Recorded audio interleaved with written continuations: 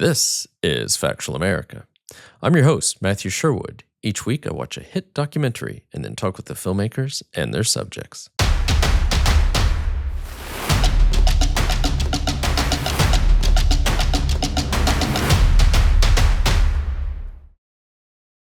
A Savage Art, The Life and Cartoons of Pat Oliphant, takes us back to a time when editorial cartoonists were minor celebrities who pushed the boundaries of political discourse. Pat Oliphant is arguably the most influential political cartoonist of the past half-century, but is there room for his no-holds-barred brand of caricature and satire in the 21st century? Bill Banowsky, the director and producer, joins us to discuss Oliphant's legacy, the future of political satire, and the health of the documentary film industry. Stay tuned. Bill Banowsky, welcome to Factual America. How are things with you? Beautiful. Here in Santa Fe, New Mexico today, and it's in the low 60s and fabulous weather, late August weather. So all is good. I'm very envious. Just to remind our listeners and our viewers, we are talking about A Savage Art, The Life and Cartoons of Pat Oliphant. Theatrical release on September 5th. Any plans for streaming yet? Yes. Magnolia is going to release the film theatrically on September 5th in New York and Santa Fe. The following week, it'll go to D.C. and Charlottesville, Virginia, and a few other markets. And then the following week, Los Angeles. So it's going to be a very, very, very slow, kind of old-fashioned release of a documentary film theatrically. They have decided to delay a digital release, a streaming release, until early December to give the film a chance to find an audience in theaters. It's our view, my view, their view that there's such an important discussion to have around journalism and satire right now, and the attack on those things, that we want to see if we can, find a spark and working with a presidential library. For example, we did a screening in the spring of a truncated version, a 40-minute version of this 90-minute film at the LBJ Library in Austin. Right. And it was a group of 500 plus people who came to that to watch a 40-minute version of the film. And then we had a few people from the film along with me up to discuss it afterwards. Adam Ziglis, this remarkable cartoonist from the Buffalo News, and Rob Rogers, who's in our film as well. So we're going to see if maybe we can, light a fire. Who knows? It's the odds are certainly not there in the favor of a documentary film succeeding in the theatrical marketplace, but hope springs eternal. Okay. I'm actually going to ask you more questions about that later, but let's talk about the film first. And I'm actually was going to make mention of the LBJ Library. We'll also talk about that later, because I don't know if they still got it. They have an incredible display of political cartoons. I was a kid the last time I went there, so this is many years ago. But I know I'm sure there's a few Pat Oliphant cartoons there on display. Is Pat Oliphant really a threat to the American political system? His irreverent cartoons poke fun at the establishment and the credibility of U.S. leaders. You could get thrown in jail for doing this stuff. If Pat Oliphant couldn't draw, he'd be an assassin. The most famous political cartoonist in the world.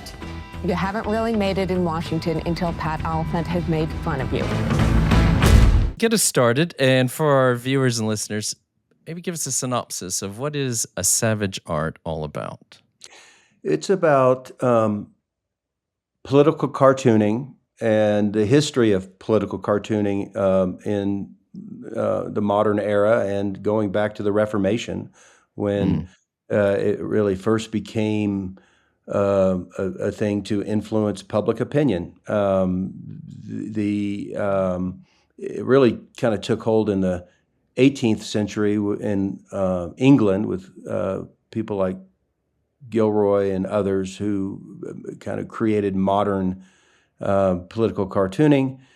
It talks about, the film talks about the importance of satire in our society and our democracy, and also the attack on journalism and satire that we see going on right now. This film, I think, is more relevant today than when we started making it 6 years ago. And it took a long time to make for a lot of reasons, a lot of interruptions. There was a COVID in between, and there was and this is my first film that I've ever directed. I've produced a couple of documentaries, but I've not directed one until now. So it was a learning curve for me as well. But political. It's also about Pat Oliphant, who some believe was the most influential political cartoonist of the last half century, who came here from Australia in the mid-'60s to the Denver Post. Within 2 years of arriving in Denver, he won a Pulitzer Prize. And he's such an unusually, just such an exceptional person. But of course, his talent, and we show this in the film about, some cartoons are art, section, and some cartoons are not. It was like Ed Sorel, this fabulously successful 96-year-old cartoonist who's still working, who has more covers for the New Yorker magazine, I think, than anyone, over 30, I believe. He talks about how, he does such a great job of taking us through the history of the cartoons, but also been talking about some cartoons are art. And Herblock, whose ideas were just so incredibly brilliant, and they had so much power, they just weren't art somehow. And when you look at Pat's work, it is art, and you can't really describe how it is or why it is. It just is. And we talk a lot about, we talk about Pat's, family history a little bit. It's a humanizing story. Any great artist, any great anyone who is so focused on having great career, often times has, suffers in other areas of his life. And that was certainly true for Pat Oliphant. And we hit that head on as well. And I think it's a call to action. The film is about the importance, particularly in a consolidating media environment, where there are fewer and fewer people that control media. It's the importance of having an honest voice to speak the truth about what's happening on a daily basis. And fortunately, there's still a lot of great cartoonists working today, and they're getting their work out. They're getting their voice heard. It's an important form of satire that should be preserved. Okay. All right. Well, as you say, I mean, that really sums it up nicely. But so Pat Oliphant is this, so kind of the entry point, if you will, to this world that you've just described and are discussed in the film and show, is Pat Oliphant, right? So he's this very interesting guy, Australian-born, as you said, political cartoonist who moves over here and quickly has his finger on the pulse of American society. I mean, I think people were quite amazed how quickly he got up to speed with U.S. politics and the like. But maybe, I think for a lot of our listeners, because I'm in my 50s, so I grew up, I've had a love for political cartooning since I was a kid, so I'm very well aware of this world. But I think for a lot of people out there, it's a very different world when he came over to the U.S., isn't it? I mean, every decent-sized newspaper had a political cartoonist, right? And best political cartoonists were minor celebrities. You knew their names. You knew Herblock and Paul Conrad and some that maybe he may have had run-ins with, but Jeff McNally. I remember Doug Marlette, Tom Tolles, all these people. These were almost, maybe household names are a bit strong, but certainly they were, anyone who followed U.S. politics was aware of them. And I mean, maybe you can set the scene for us, because it's quite a different world, I would say, in terms of political and I know that's what you're getting to with the doc, but it is a very different world of the 1960s, 70s, 80s, even into the 90s than we are in this century. He saw his father drawing and wanted to try his own hand at it, and quickly it became a passion for him. America called to him because that's where the art was happening. American cartooning had been looked down upon. It seemed that the art had run down and it just wasn't doing its job anymore. So I felt that perhaps I could inject something new into it. With his satire and spiky caricatures, he helped create a whole new style of cartooning. You shouldn't think of the cartoon as a funny drawing. It's supposed to be a serious expression of political thought. He said, you gotta wake up every morning angry. So, and we cover this in the film, the news cycle is just gone away. It used to be, in the morning you get your morning newspaper, in the evening you get your evening newspaper. There was no such thing as the internet. Now it's just, it's 24/7. It comes at you in all directions all the time. That's a big difference from when Pat was in his heyday. He also, pretty soon after coming to, relatively soon after coming to America, he became syndicated without a home newspaper and had 500 newspapers across the country that were getting his work. There was not a way to deliver. I mean, literally a courier came to his house every day at noon to pick up his latest creation. And he had to get up every morning early and figure out what was going on and how he felt about it, what he wanted to say about it, how he wanted to draw about it. And he had to get that done and finish his work by noon every day. So it was a remarkable discipline that Pat and other cartoonists back in that day, a rigor that they had to go through every day. Yeah, I mean, as someone who's written for Deadline, I can't imagine drawing for Deadline. I mean, Right.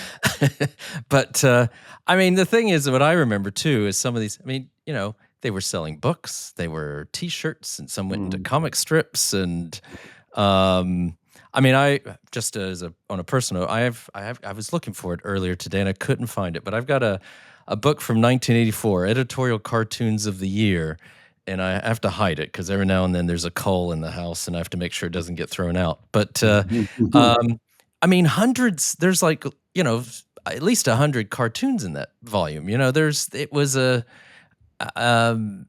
you could, and that was an annual thing that used to come out.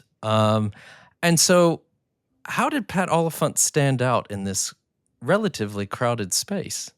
What set him apart, you think? I think it was his, certainly his artistic talent set him apart, without question. It was also, I think, a degree of fearlessness about him.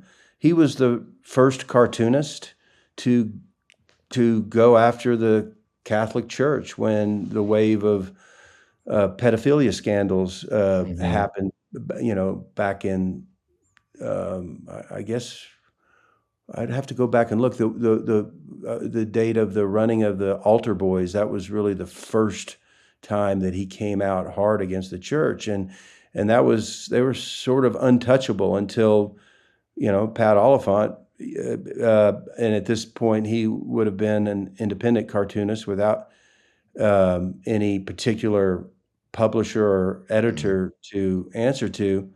But many of the editors across the country that would get his work chose not to publish some of his most,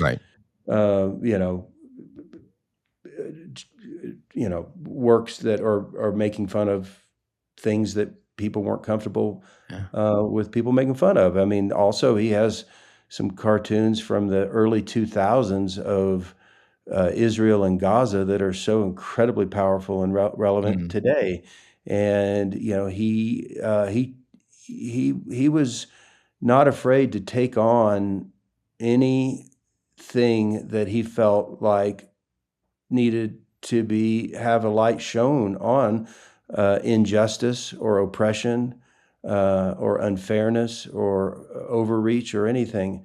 I think that is one of the things that distinguished him. And one of the ways that he could do that is he was independent. So I think there may have been other cartoonists in his time that would have also been happy to take on some of these issues, but they just weren't in a position to. Make people write to the editor, get mad as you are. I remember him getting death threats.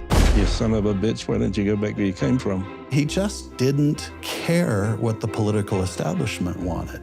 Our country was born from political protest, yet the financial picture of the media is making it harder and harder for that to happen. When the President of the United States every day does something that is newly offensive and an affront to democracy and civil liberties, for a cartoonist not to be doing that work is absolutely insane. Well, I mean, what strikes me is that he, you wouldn't describe him as either left or right. He took on all comers, right? No one escaped his wrath or his acerbic wit, if you will. I think I've seen somewhere where he basically said he hated all politicians. I think you've got the only politician I think he likes, you've got in the doc. Yeah. You know, he made a point of never socializing with politicians just because he was afraid he might like them. And so he did not want that. Yeah. And he was very much independent. He was not partisan in his approach to cartooning in any way. He had his great integrity in his work. Right.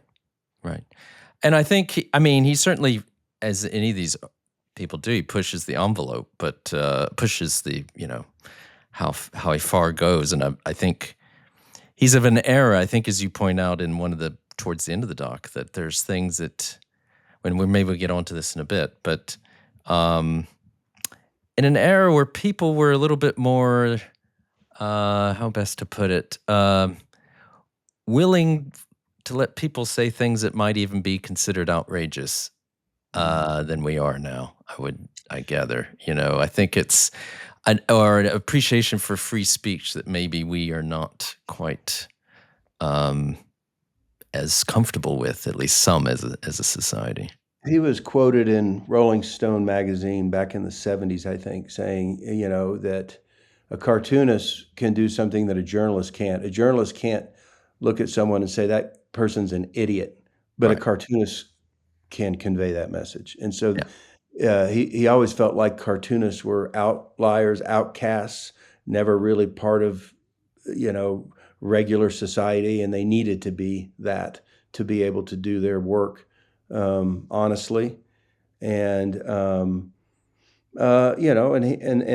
so he he's in the film we talk about, and the name of the film, A Savage Art. I mean, that really came from words that he used to describe the work that he did. It is. It's not there are no niceties about it. Pat uniquely showed courage to go after folks that were beyond reproach or too dangerous to touch. Did you see your work affect public opinion? That's a good question, isn't it?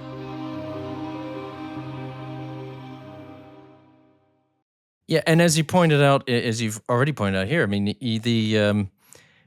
it's not just, we think cartooning, and I know sometimes cartooning people get the wrong impression when you say cartooning, but it's also a lot of caricature, right? And that's where this art form kicks in, isn't it? This centuries of tradition. You can go back to Leonardo or Goya, and you do a segment on this, certainly with Thomas Nast in the U.S. I mean, it is or can be truly an art form.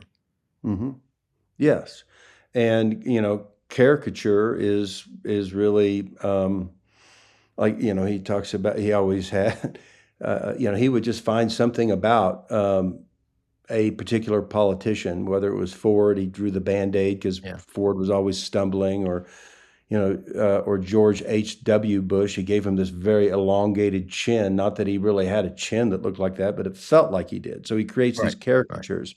Right. And he also had to, come up every day with something that was relevant that day and come up with some thing to say about it, both in writing and in drawing, that people would be attracted to and people would think was funny. I mean, at the end of the day, it was about humor as much as it was about satire or anything else.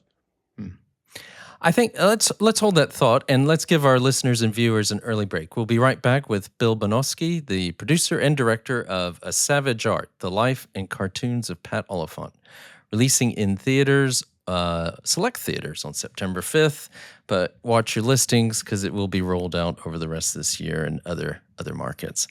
And while you're at it, why not subscribe or follow us? Please turn on your notifications to make sure you never miss one of our episodes. We'll be right back. Factual America is brought to you by Alamo Pictures, a London-based production company specializing in feature documentaries, factual television, and shorts about the U.S. Benefiting from an outsider's keen eye and years of stateside experience, Alamo's filmmakers explore topical, uniquely American stories from a sympathetic European perspective. The result is engaging cinema and television that defies stereotypes and helps audiences truly understand what makes America tick. Check out Alamo's website at alamopictures.co.uk to be the first to hear about new productions, festivals showing Alamo's films, and to connect with the team. Now back to Factual America. Welcome back to Factual America. I'm here with Bill Banowsky, producer and director of A Savage Art, The Life and Cartoons of Pat Oliphant, releasing in select theaters on September 5th and then slowly being released across parts of North America in the weeks following. You were mentioning, we're talking about cartooning in its heyday, but you've already mentioned about where things are kind of been heading, and yet there's still a good number of cartoonists, there. But is it fair enough to say political cartoons are in decline? I don't know if I'm qualified to say. I'll know. I would like to ask that question of the cartoonists who we're going to be showing this film at their convention in a couple of weeks, and I'd really like to ask that. I can say I do believe that there is a decline in the way that political cartoons have been distributed historically because there's a decline in print journalism, and so definitely there's a decline. It's harder for a political cartoonist to make a living. That is true. So I imagine that if we looked at the numbers, we would see a decline, but we also see some remarkable work that's being done digitally now. And whether it's people like Matt Worker at Politico or Adam Ziglis at the Buffalo News or Ann Telness, who's no longer with the Washington Post, but she's publishing her work through Substack. There are other ways to get the work out. So I don't know that I'm in a position to say that cartooning is in a decline, but certainly we're going through a change in how cartoons get seen. But it's like even I know the Pulitzer Prize, which I know Pat had an interesting relationship with the Pulitzer people, obviously, but they've even, downgrading is the wrong word, but they've reclassified it, right? They don't even call it they don't even give a prize in editorial cartooning anymore. I forget, I had it written down somewhere, but they're calling it illustrative commentary or something like that. So it includes editorial cartooning, and as I think you mentioned, Ann Telness just, I think, recently won one. She's no longer at the Washington Post, but is it? I mean, you're right. Well, let's maybe we should get a cartoonist on and ask them. But it does seem like things are moving in a very different direction. Maybe that's, as you say, it's the nature of the industry, right? In terms of media and newspapers and what's been happening with them. And I think Pat says in the documentary a few times they can't figure out how to sell their papers anymore. So that's part of the problem. But it does. I think you make mention. I thought was interesting towards the end. Is the meme replacing the political cartoon? Yeah, and I don't think it is. By the way, the film does interview a professional meme maker who knew there was such a thing, and we do certainly draw the comparisons between the meme and the political cartoon, and certainly a meme has become popular in recent years. The meme maker says it's, the memes are sort of, the cartoons are in decline and memes taking that up. I don't think memes are replacing cartoons. They're not the same. They don't involve the same level of art. You can get download on your computer a meme maker, and you and I this afternoon could go create some memes. But I can tell you, I can't create a political cartoon. Right. And so I don't think that memes are not replacing political cartoons. But they are seeing a rise in popularity when perhaps political cartooning is seeing a decline again. It's hard for me to know. Yeah.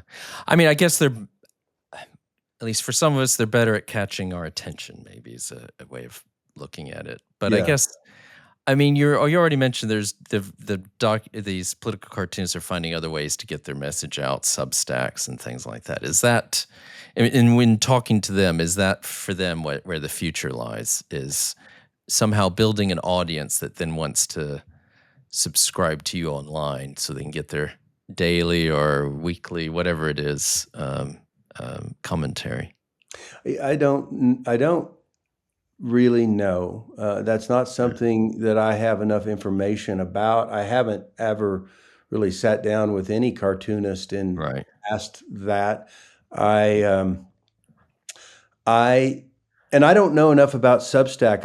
I do subscribe to, I follow a few people like Ann.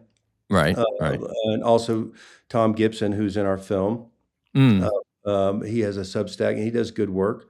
I don't know what kind of audience that Substack has. I don't know how that is, what kind of a effect it's having. I just don't know. It's all very new to me. Yeah. I think it's interesting. I think it's this atomization of media and society, and we're all looking at our own little screens and looking at different things, and so the papers don't have a captured audience, and I think we're obviously in a period of disruption, and I guess the point being, when the New York Times doesn't even run political cartoons anymore, you do wonder where things are headed in terms of commentary and satire. And I do want to be clear about that. And the New York Times did in fact discontinue political cartooning, which we show in our film based upon a cartoon that was published in its international edition that drew complaints of anti-Semitism, for which the New York Times apologized and stopped publishing. And in the film, I think we question what are the rules about what makes this anti-Semitic? I mean, what's wrong with the cartoon that the New York Times chose to be the cartoon that caused them to discontinue doing political cartooning altogether? And I think Ann Telness kind of questions that. Certainly Ed Sorel questions that. But the point that we don't make in the film, there was just not a real way to make this point, and it seemed a little bit like inside baseball. The New York Times main paper had stopped publishing political cartoons sometime before this. Right. So there's that distinction, which Michael Kavanagh, formerly of the Washington Post, who's a friend of the Oliphants and a really tremendous journalist, did point out to me. So I do want to make it clear that the New York Times had stopped doing that before. And as Ed Sorel said, not in the film, but during my interview of him, he says the New York Times is run by liberals, uptight liberals, but liberals. And so, it's all about, who has the courage today to put the kind of stuff out, the kind of messaging, the satire in their newspaper that was going on, in years past when Pat Oliphant was in his element.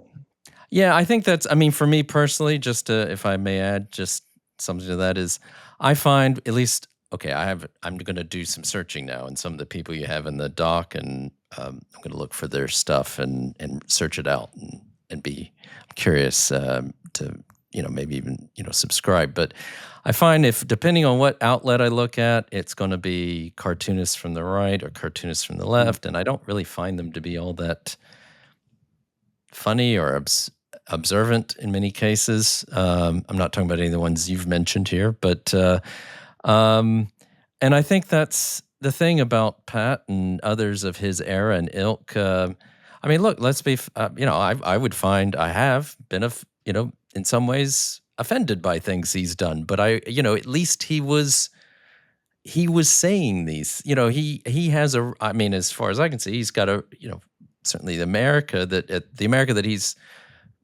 his adopted country that's, embraced him, said it was one of the great things, you could use this freedom of speech, you've got it in the doc too. Art Buchwald said if it was most dictatorship would have had him locked up, decades ago, right? Or should have him locked up, So it's this, I think it's almost this more, self censorship that's happening a lot. And that's something that I think is not just in terms of cartooning, probably, right? Yeah, I think that's right. And that's the fearlessness that I mentioned earlier about him. His integrity and his work is so sincere that he's fearless, and he will say what is on his mind without worry of how people will respond to it, whether whether he'll be accused of anti-Semitism or any other things, any number of things that he was accused of during his career. So how did you become involved with this project? Because you said it took you, 6 years to get this? 6 years. So I I moved to Santa Fe. My wife, Susan, and I moved to Santa Fe in 2015. Right. And in the Christmas of 2015, we went, in Santa Fe is this wonderful Christmas time. On Christmas Eve, you walk around and there's hopefully snow and there's farolitas and there's people with fires out in the street. And then there are homes that are open. They're having parties. And one of the homes that we went to with some friends of ours who knew the Oliphants was their house. And we walk into their house and it's full of people. And I look over to the right and there's a guy with white hair and a white puffy jacket and a red scarf. And it was David Byrne of the Talking Heads. Wow. And we're like, whoa, what have we walked into? And so we met Pat and Susan. We didn't really get to know them that evening because they were hosting a big Christmas party, but we were neighbors. We lived a block away, and we got to know them over the next several weeks and months, and became great friends. And I had produced a couple of documentary films in the past. My first one was an executive producer of an Alex Gibney film back in 2010, probably. It was about Jack Abramoff. It's called Casino Jack and the United States of Money. Right. And as an executive producer of a documentary film, all that really means is you kind of were part of helping put it together at the beginning, and then someone else goes and makes it. And then a few years later, I produced a film with a guy in Austin, Steve Mims, and we did a film about the systemic defunding of public higher education. It came out, and I think we released it in 2016. It debuted at South by Southwest. It was a really great film to sort of showcase what the playbook was from the far-right think tanks to defund public higher education as a way kind of the right sees higher education and publicly funded higher education, the great research universities, as being the last bastions that they can't control. And so the way they control them is they defund them. Now we've moved forward 10 years later, and the playbook that we wrote about and we filmed is we're seeing it all happen, unfold before our eyes. That really gave me a taste for wanting to make a film myself. I conducted most of the interviews in that film. I, really got into the weeds and loved the process. But I was in 2016, 2017, probably, I guess, is when I thought about, I guess it was probably 2018 when I approached Pat and about doing just a little short 5-minute piece about an interesting character in Santa Fe. We did one about Forrest Fenn, who was living here at the time. There was all these interesting people in Santa Fe. And then once we started getting into filming an interview of Pat, and I started learning more and more about his career and who he was, it became really clear that he needed a longer vehicle to tell his story. And I was there, and I had I didn't have the experience to say, let me do this, but I had the desire to try. And it took so long, and I'm grateful to Pat and Susan for allowing me to do this. There were other people who were interested in making a film about him, and they allowed me to do it. It took so long because of just the interruption, a number of things. COVID interrupted us. We were making great progress up until then. I ended up losing the guy who was shooting for me and doing a lot of the editing. He went on, and I had to just kind of reboot over time and kind of keep it alive best that I could. And it really kind of started to come together about 2 years ago when I attracted to the project Paul O'Brien, who's my longest friend in the world. We grew up together in Los Angeles. We met in junior high school.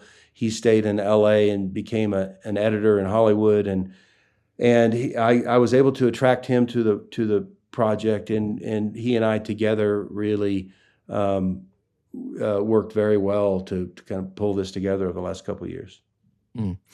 And so, yes, it's your directorial debut. So how did you find that? I loved it. I loved it. I would do it again if my wife would allow it. I'm not sure that that's going to happen, but it's an expensive hobby, I will say. I don't know how someone does this as a full-time career. That would be very, very challenging work, but also very gratifying. Yeah, well, that's a good point, because that's one thing I wanted to ask you about, because I know you've got a very interesting background, and you're a founder of Magnolia Pictures and been working in the industry for a while, and you've worked with Alex Gibney. What is the state of the industry? Because, a few years ago we were hearing this stuff about this being a golden age of documentaries and things, but I don't know if that was probably overplayed. At the same time, people are always telling me, well, you can't make a living out of this, this business. But has the landscape changed, and how? So obviously the way that films, particularly documentary films, are distributed now is through a digital platform. And so you're competing with so many different things on that digital platform for people to choose from, literally thousands of things and thousands of things. When I first got into this business, and when Eamon and I started Magnolia Pictures in 2001, it was a very different time where great, films, independent films, foreign language films, documentary films could be seen in theaters, and they could be seen in a limited release where they're only in maybe one theater they might only be in the Newark in Los Angeles or in the Inwood Theater in Dallas, and they stay there for weeks and months, and that's all changed. That's all different. Now I ended up leaving Magnolia many years ago. While Eamon and I started it together, Eamon is the one who really took it and to where it is now with the ownership. Mark Cuban and Todd Wagner, who bought the company from us. I went off and spent most of my time doing other things, including exhibition, movie theaters, and so I have even now not much of a pulse on what's going on the distribution side of things, but I have a lot of information about what's going on the exhibition side. And so I still believe that there is a market for films like this in movie theaters, and that's my hope, that's my belief. And but if it does turn out to be true that there is some business in this film in theaters, it would be the exception to the rule anymore. Right. Anymore, it makes very little sense to spend to spend time in movie theaters with documentary films, unfortunately. Yeah. And then at the same time, I mean, even, I won't name names, and we get a lot of films from, I will say Netflix, I'll use that name, but we get a lot of films that are on Netflix on this podcast. And even there, I was talking to my producer earlier today, and there's one in particular we thought was going to be a surefire hit. And it's not doing that well on Netflix. You know, it's a doc, right? A docu-series. And you just, I guess that's an interesting point you make. You're competing against, you're not, well, unless someone searches and says they want to go to the documentary line on Netflix and start going through and finding things. But otherwise, you're competing against all this other content. Mm-hmm. And it's a funny one because, obviously Netflix does their research and they know what's supposedly going to do well and not do well. And yet even they don't get it right sometimes. So it's, so what is the future for documentary films and people who are getting into the industry and wanting to at least be able to pay the light bill and maybe the mortgage? I think that some of the really great documentary filmmakers that I know, they make a living doing commercial work as well. I mean, they have to make a living somehow. It's very difficult to, I think, Alex Gibney, of course, is the exception, but there are very few people who can just make a living being a documentary filmmaker. The economics aren't there, and the idea of this film being released very differently than most documentary films. It was purposeful of, okay, we're coming out in September, October. It's a relatively slow time at the movie theaters. All the summer films are gone. Right. We're not into the fall, slate of Academy Award type films. There's a window as a theater owner. There's opportunity. I can say if I'm a theater owner in any town USA and I see something on the news about a documentary film, and then I look in the box office, everybody who owns a theater can look at every theater's box office from the night before. If I see a film is doing some business somewhere, I'm gonna pull it out, and that's much more likely to happen in the month of September and early October than it is most other months. And so if you can show, hopefully, if you can show this film is grossing or had this many ticket sales or whatever in these few select markets, then you can turn that right around, and those theater owners and other markets will see that and say, well, it's a no-brainer, right? Let's put this in there. It doesn't cost us anything. Let's put it in here. Right. And again, this is not Fantastic Four. It's not going to move the needle at the box office.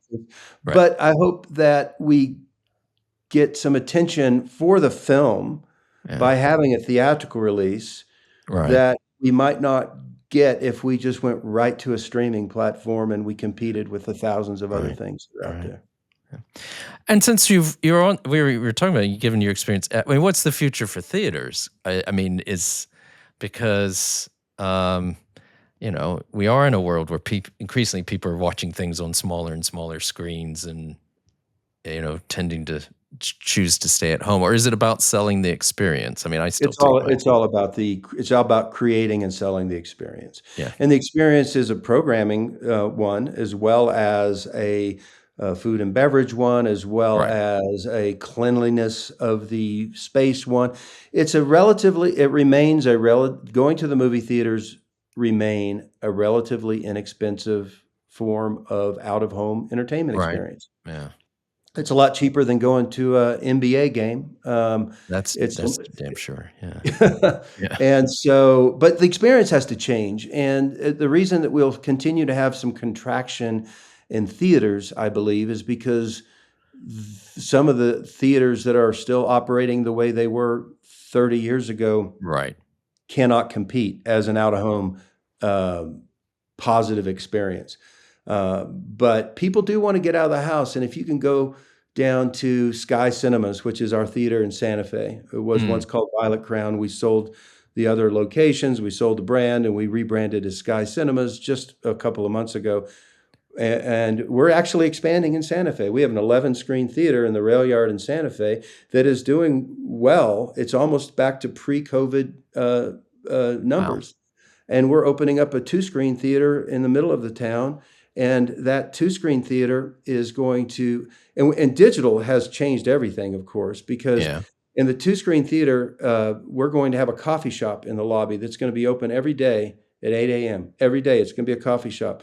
And since we're open, and the guy who works for me who is in Minnesota can, on his computer the night before, queue up a movie to start at 8:30 in one auditorium and 9 o'clock in the second auditorium, then we can develop in Santa Fe, New Mexico, a different experience. Like, I want to go to morning cinema. I want to see a great Fellini film on Tuesday and a great documentary film on Wednesday morning while I have my espresso drink and pastry. It's changing the experience. It's utilizing the spaces in different ways. But I love the cinema business. I'm bullish on the cinema business. I think that we've had a great interruption, of course, through on the bigger film releases because of strikes in Hollywood, because of COVID.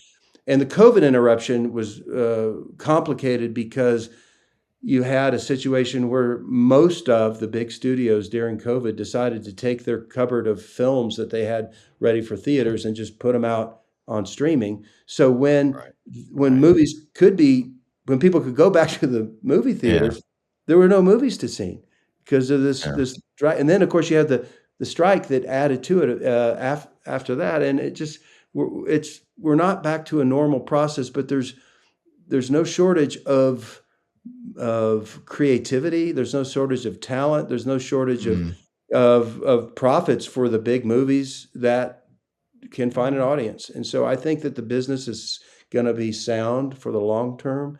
But it's been challenged over the last 5 years, like it hasn't been in my career. Okay. Well, that's very interesting, and it gives us all hope, because one of the great experiences, and one I share with my family and children, is being able to take them to the movies and have a day out. And as you say, I can't. It's much cheaper than a baseball game or a football game. I mean, I'm here based in the UK, but it'd be the same thing. It's certainly cheaper than going to a Premier League soccer game. So I think we're coming up to the end of our time, Bill, I have to say. So, but maybe before we sign off, you can tell us what's next for you. It sounds like you're all in on the theater business, but any other? I think you've already said you probably aren't going to be able to direct another film. But I said that somewhat tongue in cheek. I don't think I can stop wanting to do that. I'm actually working on a couple of projects. One of them is, so I'm now, all of my business interests I've consolidated into where I live in Santa Fe, New Mexico. And so we have a cinema there in the rail yard. And in that same rail yard, we have a little coffee shop. We started a brewery a few years ago, and we're expanding that brewery up into Angel Fire, New Mexico. So that's a huge focus of mine. And also about 5 years ago, with the author George R.R. Martin, who lives here and is a friend, he and I bought a defunct tourist railroad, and we reinvented it in every way and created Sky Railway, which is a functioning tourist train, very finally successful one here in Santa Fe. And when we started that process over 5 years ago, George and I decided to film it, to create a documentary film about it. So we've been working on that for more than 5 years, and we have enormous amounts of footage. And if you want to wonder why George hasn't finished his book. I got lots of video evidence of all the time he was spending on his stupid train. And so at some point, we're going to finish that up. I've actually brought in Chris Eyre, a local filmmaker who is behind the Dark Winds television project. And he first came on the scene at Sundance with his Smoke Signals. It was a big hit and acquired by Miramax. And he's a terrific filmmaker and a good friend. So Chris and I are working on that project as well. So at some point that will be finished. Okay. So we've gone from Pat Oliphant to playing with trains. So That's it. Yes. So, hey, I want to give you a big thanks to Bill Banowsky, producer and director of A Savage Art, The Life and Cartoons of Pat Oliphant, releasing in theaters on September 5th. Be on the lookout for that. Please like the episode and follow us wherever you listen to podcasts or subscribe to our YouTube channel. And remember to ring the bell to be notified of future episodes. Bill, thanks again. Love to have you on the next time you have a project that you'd like to discuss, and best of luck. Thank you, Matthew. Thanks for listening to Factual America. Please subscribe and like us and share us with friends and family. Find us on YouTube, social media, and factualamerica.com.